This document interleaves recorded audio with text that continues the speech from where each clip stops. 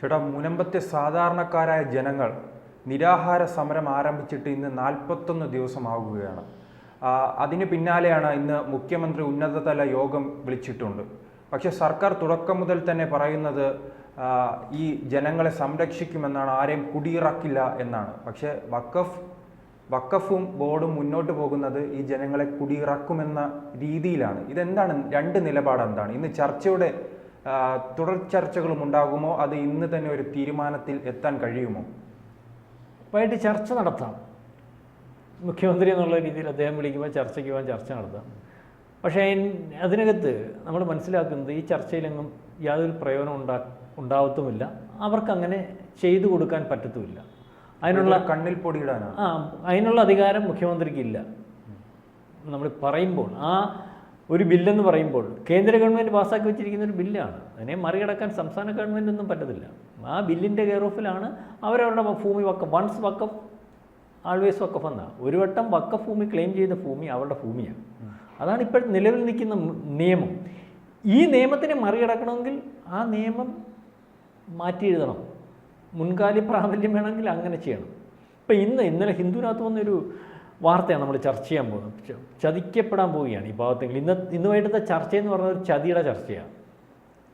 20-ാം തീയതി ഹിന്ദുവിനകത്ത് വന്ന ഇന്നത്തെ ചർച്ചയെ പറ്റി ഒരു ഹിന്ദുവിനകത്ത് എന്ന് പറഞ്ഞു. ശരിക്കും പറഞ്ഞാൽ ഇത് വക്കഫ് ഭൂമി എന്ന് പറഞ്ഞുകൊണ്ട് ഈ വക്കഫ് പറഞ്ഞിട്ടുണ്ടല്ലോ, ഈ ഭൂമിയുടെ 400 ഏക്കറിൻ്റെ കഥയാണ് അവർ പറയുന്നത്.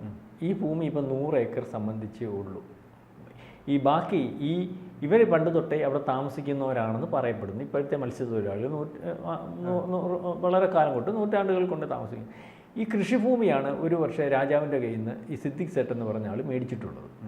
അപ്പോൾ ആ കൃഷിഭൂമി കടലെടുത്ത് ഈ പറയുന്നതൊക്കെ പോയിട്ടുണ്ട്. കൃഷിഭൂമിക്കകത്ത് താമസം ഉണ്ടാകത്തില്ല. ഏക്കർ കണക്കിന് കൃഷി അങ്ങനെ ഒരു വലിയ മുതലാളിയുടെ കയ്യിരിക്കുമ്പോൾ വലിയൊരു മുതലാളിയാണ്.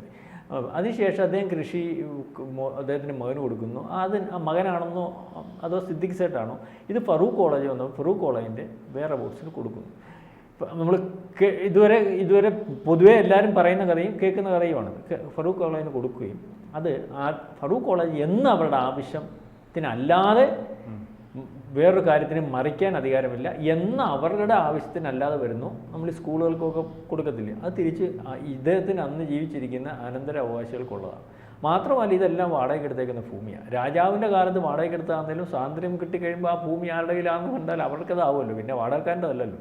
അപ്പോൾ ഇത് സിദ്ദിഖ് സേട്ടിന് ഫറൂഖ് കോളേജിന് കൊടുക്കാൻ അധികാരം യഥാർത്ഥത്തിലില്ല, പറയുന്ന അധികാരമില്ല. അപ്പോൾ എല്ലാത്തിനകത്തും ഒരു കളങ്കമുണ്ട്. മാത്രമല്ല ഈ സിദ്ദിഖ് സേട്ട് ഫറൂഖ് കോളേജിന് കൊടുത്ത വസ്തുവിലല്ല ഇപ്പോൾ ഈ പാവത്തങ്ങൾ താമസിക്കുന്നത്. അതൊക്കെ കടലെടുത്ത് പോയി. അവിടെ ഇപ്പോൾ 100 ഏക്കർ സ്ഥലമേ ഉള്ളൂ. ഇവർ പറയുന്ന പ്രമാണത്തിൽ വരുന്ന സ്ഥലമില്ല. ഇപ്പോൾ ഈ വക്കഫുകാർ പറയുമ്പോൾ കടൽ വക്കഫ് ചെയ്യേണ്ടി വരും. നമ്മൾ നോക്കുമ്പോൾ മനസ്സിലാവും അത് അവരോ കടലും കായലും ഒക്കെ വക്കഫ് ചെയ്യും പറഞ്ഞത്. അപ്പോൾ നമ്മളീ പറഞ്ഞത് ഇതിനകത്ത് ഇവരുടെ കയ്യിൽ രേഖകളില്ല. അപ്പോൾ അതാണ് പറയാം, ഇത്രയും പറഞ്ഞതല്ല. ഹിന്ദുവിനകത്ത് വന്ന റിപ്പോർട്ട് ഇവരുടെ കയ്യിൽ രേഖകളില്ല. ഇപ്പോൾ ഡിജിറ്റൽ സർവേ നടന്നുകൊണ്ടിരിക്കുക, അറിയോ, എല്ലായിടും നമ്മുടെ സംസ്ഥാനത്തുടനീളം. അപ്പോൾ ഇവിടെ ഇനി 2 ഡിവിഷനോട് ഡിജിറ്റൽ സർവേ നടത്താനുണ്ട്. അപ്പം വക്കഫ് ആവശ്യപ്പെട്ടേക്കെന്ന് പറഞ്ഞാൽ ഞങ്ങൾക്ക് ഈ ഭൂമിയുടെ ഡിജിറ്റൽ സർവേ വേണം. ഇപ്പോൾ ഈ ഭൂമിയെല്ലാം ഇരിക്കുന്ന ഓരോ സ്വകാര്യ വ്യക്തികളുടെ കയ്യിലാണ്. മനസ്സിലാവുന്നുണ്ട്. അങ്ങനെ നമ്മുടെ ഭൂമിയുടെ ഡീറ്റെയിൽ സർവേ നമ്മൾ ആഗ്രഹിക്കാതെ വേറൊരാൾക്ക് കിട്ടാൻ അല്ലെങ്കിൽ അങ്ങനെ ഒന്നും അനുവദിച്ചിട്ടില്ല. അപ്പം ഇവരുടെ കയ്യിൽ യഥാർത്ഥത്തിൽ പ്രൊഡ്യൂസ് ചെയ്യാൻ രേഖകളില്ലാത്ത സമയത്ത്, അല്ലെങ്കിൽ നാളെ കാലത്തെ അങ്ങനെ വേണ്ട, യഥാർത്ഥത്തിൽ നാളെ കാലത്ത് ഇനി കോടതിയെല്ലാം കയറി അല്ലെങ്കിൽ അങ്ങനെ കാണുന്ന ഒരു കോടതിയോ അല്ലെങ്കിൽ ഏതെങ്കിലും രീതിയിലൊരു ക്ലെയിം വന്നു കഴിഞ്ഞാൽ ഇവർക്ക് ഈ നേരത്തെ അവിടെ എന്തായിരുന്നു, ഇവിടെ ഇന്ന സ്ഥലത്ത് എന്തായിരുന്നു, മറ്റേ എന്തോ മറിച്ച് എന്ത് പറയാനൊന്നും വളരെയും ഒരു രേഖയില്ല. അവർ സുപ്രഭാതത്തിൽ ഈ 2000 ഞാൻ പറഞ്ഞുതരാം, ഈ PFIക്കാരനെ ഇത് കൊണ്ടുവരുന്നത് 2008 ഈ PFIക്കാർ പരാതി കൊടുക്കുന്നത് ഇത് വക്കഭൂമിയാണെന്ന് പറഞ്ഞു. അതിനുശേഷം അച്യുതാനന്ദൻ്റെ കാലത്ത് ഏതാണ്ട് 2009 ജൂൺ 24 വക്കഫ് ഈ നിസാർ കമ്മീഷൻ അല്ലെങ്കിൽ കമ്മീഷൻ ഇത് നിയമിക്കുന്നു. അല്ലെങ്കിൽ 2009 ജൂൺ 26 തന്നെ നിസാർ കമ്മീഷൻ പറയുന്നു. നേരത്തെ നിസാർ കമ്മീഷൻ ഇവർ പറഞ്ഞതിന് ശേഷം നിസാർ കമ്മീഷനെ വെച്ചായിരുന്നു. അപ്പം 2009 ജൂൺ 26 നിസാർ കമ്മീഷൻ ഉൾപ്പെടുത്തി ഈ സാധനം. ഉടനെ തന്നെ അവർ പറഞ്ഞു, പരാതി കൊടുത്തു, തോന്നുന്നു ഇതിനകത്ത് നിസാർ കമ്മീഷൻ ഇവനെ ഉൾപ്പെടുത്തിയാണ്. അപ്പം 3 ദിവസം കൊണ്ട് 2009 വക്കഫ് വഖഫ് ചെയ്യുകയും ചെയ്തു. ഉൾപ്പെടുത്തി കൊടുത്തു. നിസാർ കമ്മീഷൻ പറഞ്ഞു ഇത് വഖഫ് ഭൂമിയാണ്, 3 ദിവസം കൊണ്ട് വഖഫാക്കി. അപ്പോൾ എന്ത് സ്പീഡിലാണ്, അതിൻ്റെ അകത്തൊരു അഡ്ജസ്റ്റ്മെൻ്റ് ഉണ്ടോ എന്ന് നമ്മൾ പരിശോധിക്കേണ്ടി വരും. അപ്പം ഇതിനകത്ത് ഇപ്പം ഈ പറയുമ്പോഴും ഈ വഖഫാന്ന് പറയുമ്പോഴും ഇവിടെ രേഖകളൊന്നുമില്ല. ബാക്കിയുള്ള ഭൂമികൾക്കൊക്കെ ഈ രേഖ വേണമെന്നും ഒക്കെയുള്ള നിയമമായി ഇപ്പോൾ വരാൻ പോകുന്നത്.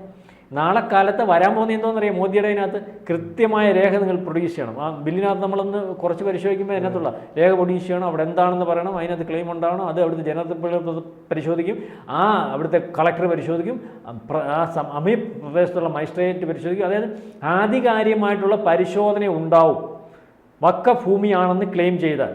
അത് ഇപ്പോഴത്തെ കൂട്ട് വഖഫ് എന്ന് പറഞ്ഞാൽ ഭൂമിയാവത്തില്ല. അപ്പം ഇത് വളരെ തന്ത്രപരമായിട്ട് ഇന്ന് ചർച്ചയ്ക്ക് വരുന്നതിന് മുമ്പ് അവർ പറഞ്ഞിരിക്കുന്ന ഒരു കാര്യം ഇതാണ്, ഞങ്ങൾക്ക് ഇതിൻ്റെ ഡീറ്റെയിൽസ് 2 ഡിവിഷൻ കൂടി മുനമ്പത്ത് ഡീറ്റെയിൽ സർവേ നടക്കാനുണ്ട്. ആ 2 ഡിവിഷനിലും കൂടെ ഡീറ്റെയിൽ സർവേ നടത്തിയിട്ട് അതിൻ്റെ ഡീറ്റെയിൽ വേണം. അപ്പോൾ എവിടെ പള്ളിയുണ്ട്, എവിടെ അമ്പലമുണ്ട്, എന്തൊക്കെ സ്ഥലമുണ്ട്, ആരൊക്കെയാണ് താമസിക്കുന്നത്, മൊത്തം ഡീറ്റെയിൽസും കിട്ടും. ഇത് വെച്ചിട്ട് അവർക്ക് അതായത് ഹിന്ദു പറയുന്നത് ശരിയാണെങ്കിൽ, 20 ഹിന്ദു പറയുന്നത് ശരിയാണെങ്കിൽ ഇന്നത്തെ ചർച്ച കൊണ്ട് ശരിക്കും പറഞ്ഞാൽ മുനമ്പത്തുകാർക്കൊരു സഹായം ഉണ്ടാകത്തില്ല. കാരണം ആ ചർച്ച കൊണ്ട് യാതൊരു ഗുണവുമില്ല. അത് മുനമ്പത്ത് ചർച്ചയ്ക്ക് പോയിരിക്കുന്ന മനുഷ്യർക്കും അറിയാം, ഈ വിളിച്ചു കൂടുന്ന മുഖ്യമന്ത്രിക്കും അറിയാം. പക്ഷേ ഈ ചർച്ചയ്ക്കകത്ത് വഖഫ് ബോർഡ് വരും. വഖഫ് ബോർഡ് ആവശ്യപ്പെട്ടേക്കുന്നത് എന്തുവാ, ഞങ്ങൾക്ക് ഡീറ്റെയിൽ സർവേ വേണം. അവർക്ക് ഡീറ്റെയിൽ സർവേ ഈ ചർച്ചയുടെ ഭാഗമായിട്ട് ഈ പാവത്തുങ്ങൾ പറയും, അന്ന് ഡീറ്റെയിൽ സർവേ കൊടുത്തിട്ട് അവർക്ക് ഇതിൻ്റെ അപകടം അറിയത്തില്ല. ഡീറ്റെയിൽ സർവേ കൊടുക്കാൻ തീരുമാനിക്കുക, ഡീറ്റെയിൽ സർവേ കൊടുക്കാൻ തീരുമാനിക്കുക, നമുക്കിത് വീണ്ടും 1-2 ചർച്ചകളൂടെ കഴിഞ്ഞിട്ട് നമുക്കിത് പരിശോധിച്ച് പരിഹരിക്കാം എന്നൊക്കെ പറയാം. വേണമെങ്കിൽ മുഖ്യമന്ത്രിക്ക് പറയാം, നിങ്ങൾ കരമടച്ചാൽ എന്തു, കരമടച്ചുകൊണ്ടിരിക്കുന്ന വസ്തു മുഖ്യമന്ത്രിക്കും അല്ലെങ്കിൽ ഗവൺമെൻറ്റും. അല്ല, അങ്ങനെയാണ് ഈ മുനമ്പത്തെ ജനങ്ങൾ മനസ്സിലാക്കില്ല, തങ്ങളെ പറ്റിക്കാൻ വേണ്ടിയാണ് ഇത്തരം ഒരു ചർച്ചയെന്ന്. മുനമ്പത്തെ ജനങ്ങൾ മനസ്സിലാക്കില്ല എന്ന് ചോദിച്ചാൽ അത് മനസ്സിലാക്കണം. അവർക്ക് മനസ്സിലായിട്ടുണ്ടെന്ന് എനിക്ക് തോന്നുന്നു. അവിടുത്തെ പള്ളിയിലച്ചന്മാരൊക്കെ ഇപ്പോൾ ഈ ബില്ലിനെ പറ്റി ഡീറ്റെയിൽ ആയിട്ട് പഠിച്ചിട്ടുണ്ട്. വൺസ് വക്കപ്പ് ആൾവേസ് വക്കപ്പ് എന്ന് പറഞ്ഞ് അവിടെ അതിനകത്ത് എഴുതി വെച്ചിട്ടുണ്ട്. അങ്ങനെ വരുമ്പോൾ ഈ വക്കപ്പിനകത്ത് ഇവർക്ക് ഈ വക്കപ്പ് ഇപ്പോഴത്തെ നിയമപ്രകാരം ഇത് വെളിയിൽ ചർച്ച ചെയ്തെങ്കിൽ മുഖ്യമന്ത്രിയെല്ലാം കൂടെ പറയാം, വക്കഫിൻ്റെ ഇവരെല്ലാം നമ്മുടെ ഓരോ സംസ്ഥാനത്തിലെ വക്കഫിനെ തീരുമാനിക്കുന്ന അതായത് സംസ്ഥാന ഗവൺമെൻറ് ആണല്ലോ. ആ വക്കഫിൻ്റെ കമ്മിറ്റിക്കാർ ഇതെല്ലാം സംസ്ഥാന ഗവൺമെൻറ് തീരുമാനിച്ചു. അപ്പോൾ ചെയർമാനെ വിളിച്ചിട്ട് മുഖ്യമന്ത്രി പറയാം ഇതുപോലെ തീർക്കണമല്ലോ. അപ്പോൾ ചെയർമാൻ പറയും നമുക്ക് തീർക്കാം, ആ വക്കഫ് ബോർഡ് കൂടി തീരുമാനിക്കുന്നു, അല്ലെങ്കിൽ അവർ ഞങ്ങൾക്ക് ഇതിനകത്ത് ക്ലെയിം ഇല്ല എന്നൊക്കെ പറയുന്നു. പക്ഷേ നാളെ കാലത്ത് ക്ലെയിം ഇല്ലെന്ന് പറഞ്ഞിട്ട് വെളിയിലെല്ലാം വന്നു, കോടതിയിലും പറഞ്ഞു വെച്ചു, ഇവിടെ ട്രൈബ്യൂണലിൽ കൊണ്ടുവന്ന് അല്ലെങ്കിൽ വേറെ ഏതെങ്കിലും കോടതിയിൽ കൊണ്ടുവന്നിട്ട് 2008 PFIക്കാരാണെന്നല്ലേ ഈ പരാതി കൊടുക്കുന്നത്. ആദ്യം ഇത് വക്കഫിൻ്റെ ഭൂമിയാണെന്ന് പറഞ്ഞു. അപ്പോൾ ഈ വൺസ് വക്കഫ് അല്ലെങ്കിൽ ആൾവേസ് വക്കഫ് എന്ന് പറയുമ്പം ഒരിക്കൽ പരാതി കൊടുത്താൽ നമ്മൾ ഈ മുമ്പേ പറഞ്ഞതുപോലെ ഇത് കോംപ്രമൈസ് ചെയ്തെന്ന് വെച്ചു, ചർച്ച ചെയ്ത് തീർത്തെന്ന് വെച്ചു, വേറൊരാൾ പരാതി കൊടുത്താൽ വീണ്ടും അതേ ക്ലെയിമിലാവും. ഇപ്പോഴത്തെ നിയമം ഇരിക്കുമ്പോൾ ആ നിയമം മാറ്റി വെക്കത്തുള്ളൂ. കാരണം ഫറൂഖ് കോളേജിൻ്റെ കയ്യിൽ നിന്ന് ഇത് ഫറൂഖ് കോളേജ് ഇവർക്ക് ആധാരം എഴുതി കൊടുത്തതാണ്. അന്ന് തർക്കം നിൽക്കുന്ന സമയത്ത് തൊട്ട് ഫറൂഖ് കോളേജും ഈ വഖഫായിട്ട് വിഷയങ്ങളാണ്. അപ്പോൾ ഈ വഖഫായിട്ട് വിഷയമാകുമ്പം ഒരു സുപ്രഭാതത്തിൽ 2019 അവർ രജിസ്റ്റർ ചെയ്തങ്ങ് കൊടുത്തു. ഇവർക്ക് രജിസ്റ്റർ ചെയ്യാനൊക്കെ വെക്കും, നമ്മുടെ ഒട്ടൊന്നുമല്ല, സ്വന്തമായിട്ട് അങ്ങ് രജിസ്റ്റർ ചെയ്യുക. ഇന്ന ഭൂമി, അതിനകത്ത് വേറെ ഇതൊന്നുമില്ല, അതിനും മറ്റേത് മറിച്ചൊന്നുമില്ല, ഭൂമി വക്കപ്പ് ചെയ്ത് അവർക്ക് രജിസ്റ്റർ ചെയ്ത് അങ്ങ് അയച്ചു കൊടുത്തു. എന്നിട്ട് വീണ്ടും ഇവരെ ഈ ഇതിനകത്ത് പറയുന്നത് വീണ്ടും ഇവരെ ബന്ധപ്പെടാൻ ചോദിക്കുമ്പോഴും അല്ലെങ്കിൽ ഫോൺ വിളിക്കുമ്പോൾ മെസ്സേജ് ഇടുമ്പോഴും അവർക്കൊന്നും ഇതില്ല. അവരങ്ങ് തീരുമാനിച്ചു രജിസ്റ്റർ ചെയ്യുന്നു, കൊടുക്കുന്നു. അതായത് അങ്ങനെ രജിസ്റ്റർ ചെയ്യാനേ പറ്റുന്നുള്ളൂ. 400 ഏക്കർ സ്ഥലം. ഇപ്പോൾ 400 ഏക്കർ എന്ന് പറയുമ്പോൾ ഇപ്പോൾ 100 ഏക്കറല്ലേ ഉള്ളൂ, പറയുമ്പോൾ ബാക്കി കടലെടുത്ത് പോയിരിക്കുമല്ലേ. അപ്പം ഇന്നത്തെ ചർച്ചയോടുകൂടി സംഭവിക്കാൻ പോകുന്നത് വളരെ വലിയൊരു ചതിയാണ് മത്സ്യത്തൊഴിലാളികൾക്ക് സംഭവിക്കാൻ പാടില്ല, അല്ലെങ്കിൽ മുലമ്പത്തുകാർക്ക് സംഭവിക്കാൻ പോകുന്നത്.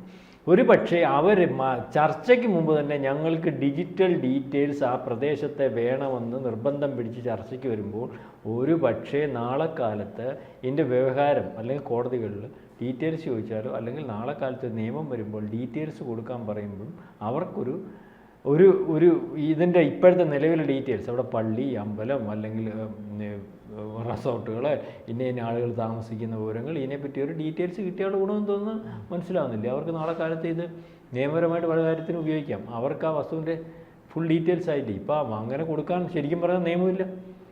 അത്രയും പ്രദേശത്തുള്ള ആയിരക്കണക്കിന് ആൾക്കാരുടെ പ്രൈവറ്റ് അവരുടെ രഹസ്യ സ്വഭാവമുള്ള രേഖകളിൽ യഥാർത്ഥത്തിൽ അങ്ങനെ കൊടുക്കുന്നത്.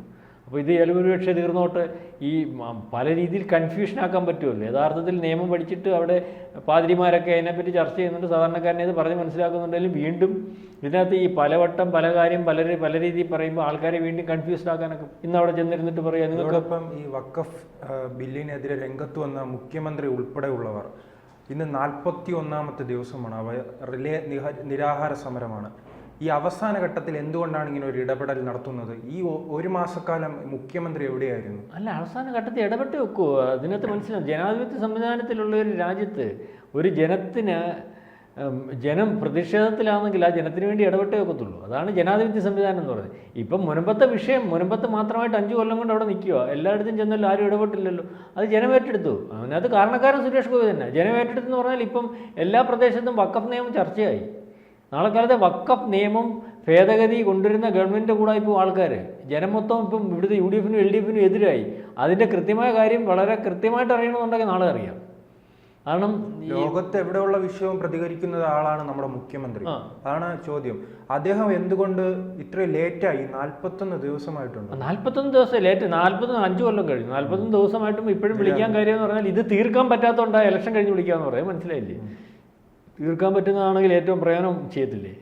ബൈ ഇലക്ഷന് മുമ്പ് മുഖ്യമന്ത്രി വിളിച്ചു, ഞങ്ങൾ ഈ വിഷയം തീർത്തു. അതോടുകൂടി മൊത്തം വോട്ടും ക്രിസ്ത്യൻ വോട്ട് മൊത്തം അങ്ങ് മാറിയില്ലേ? അല്ലെങ്കിൽ ആ ക്രിസ്ത്യൻ വോട്ട് മാത്രമല്ല, ഇപ്പോൾ ക്രിസ്ത്യാനികളുടെ വിഷയം മുനമ്പത്തെ മാത്രം വിഷയമാണ്. വഖഫ് വിഷയം മുസ്ലിമിൻ്റെയും ഹിന്ദുവിൻ്റെയും ക്രിസ്ത്യാനിയുടെ ഒക്കെ വിഷയമാണ്. വഖഫ് മുസ്ലിമിന് വഖഫ് ചേർത്താലും അവൻ്റെ വസ്തു പോകും. അപ്പോൾ ഈ വിഷയം തീർത്തു കൊടുക്കുക എന്ന് പറഞ്ഞാൽ അതിന് തീർക്കാൻ പറ്റുന്ന വിഷയമായിരുന്നെങ്കിൽ ഇലക്ഷന് മുമ്പ് ബൈ ഇലക്ഷന് മുമ്പ് വിളിച്ച് തീർത്താൽ അതിൻ്റെ പ്രയോജനം വേറെ രീതിയിലാവുന്നത്. തീർക്കാൻ പറ്റുന്ന വിഷയമല്ല, കബളിപ്പിക്കാൻ പറ്റുന്ന വിഷയമായിട്ട് ഇത് ഉപയോഗിക്കാൻ പറ്റും. ഒരു പക്ഷേ നമ്മളീ പറഞ്ഞ നേരത്തെ അച്യുതാനന്ദൻ ഒരു കമ്മീഷൻ എടുത്തിട്ട് നേരത്തെ പറഞ്ഞില്ലേ, 2009 ജൂൺ 24 വഖഫാന്ന് പറയുന്ന സാധനത്തിന് നിസാർ കമ്മീഷൻ 24 വഖഫ് പറയുമ്പോൾ നിസാർ കമ്മീഷൻ ജൂൺ 24 വഖഫ് ആണെന്ന് ക്ലെയിം ചെയ്യുന്ന സാധനത്തിന് നിസാർ കമ്മീഷൻ വഖഫാണെന്ന് നോട്ട് ചെയ്ത് കൊടുക്കുക 26-ാം തീയതി, 3 ദിവസം കൊണ്ട്. അന്നത്തെ അത് അങ്ങനെ നോട്ട് ചെയ്ത് കൊടുത്തത് പോലും നമുക്ക് സംശയിക്കേണ്ടിയിരിക്കുന്നു. വഖഫ് ഭൂമികൾ വേർതിരിച്ച് കൊടുക്കുന്നതെന്ന് പറഞ്ഞുകൊണ്ട് ഒരു പരാതി വന്നായിരുന്നില്ല. അതിനനുസരിച്ചാണ് നിസാർ കമ്മീഷൻ വെച്ചത്. അപ്പോൾ ഇത്രയും പെട്ടെന്ന് വേർതിരിച്ച് കൊടുക്കാനൊക്കും. അപ്പോൾ അന്ന് പിന്നെ മാത്രമല്ല, പല നേതാക്കന്മാരുടെ കഴിഞ്ഞ ദിവസം നമ്മുടെ P. ജയരാജൻ്റെ ഒരു നോട്ട് കണ്ടില്ല, ഞങ്ങൾ വഖഫിൻ്റെ ഭൂമി വേർതിരിച്ച് കൊടുക്കുന്നതിന് വേണ്ടിയുള്ള കൃത്യമായിട്ട് അന്ന് ഇടപെട്ടായിരുന്നു. അപ്പോൾ ഇതെല്ലാം ഇതൊന്നും ആരും ശ്രദ്ധിക്കുന്ന കാര്യങ്ങളല്ല, ആരെയും ബാധിച്ചിരുന്ന കാര്യങ്ങളല്ല. ബാധിച്ചു തുടങ്ങിയത് ഇപ്പോഴാണ് ആ മുൻകാല പ്രാബല്യം കിട്ടത്തില്ലെങ്കിൽ അത് കറക്റ്റായി പോട്ടെന്ന് വെച്ചാൽ വളരെ കൂടുതലായിട്ട് വഖഫ് ഇപ്പം ഭൂമിക്കെല്ലാം ക്ലെയിം ചെയ്ത് കൊടുക്കുന്നത്. കാരണം മുൻകാല പ്രാബല്യം അല്ലെങ്കിൽ ക്ലെയിം ചെയ്ത് മൊത്തം അവരുടെ ഭൂമിയാവും. കേരളത്തിലെ പകുതിയിലധികം ജില്ലകളിലും പാലക്കാട് വളരെ കൂടുതൽ പ്രദേശം വഖഫ് ക്ലെയിം ചെയ്തേക്കുക.